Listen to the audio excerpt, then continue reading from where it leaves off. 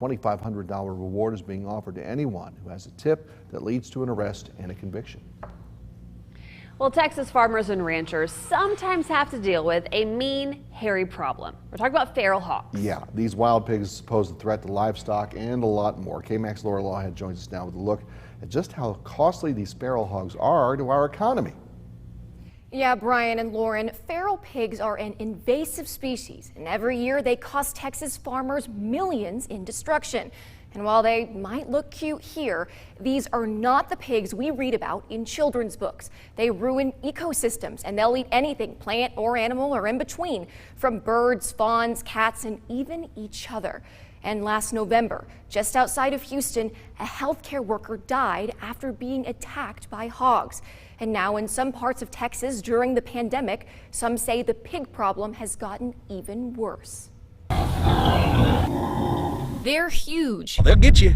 They'll get you. They're hairy, and they stink to high heaven. Pigs are disgusting. Pigs are absolutely nasty. Texas has a plague of feral pigs, and it costs the state millions and the country $1.5 billion every year. Pigs are everywhere. It's not a question of if you have them, it's when you're going to get them. But don't be fooled. They can be deadly. Feral hogs, like the guys you see behind me, have been an issue here in Texas for years. So frustrated landowners have taken to hunting them on foot with traps and by air in helicopters just like this one. But when the pandemic struck, shutting down many helicopter hog hunting companies, it was great news for the hogs, but horrible news for the farmers. Killed about 150 pigs in the last 2 hours. They've had a ball during the pandemic. The pigs have had free reign over everything they can find, everything they can eat.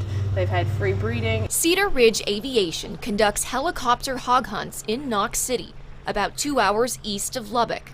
It has about 75 hunts a year, but as a non-essential business, it was shut down for several months this spring. Pilots should have killed about 5,000 pigs, but they didn't kill any. If we're not here shooting the pigs, and they pretty much overtake the field.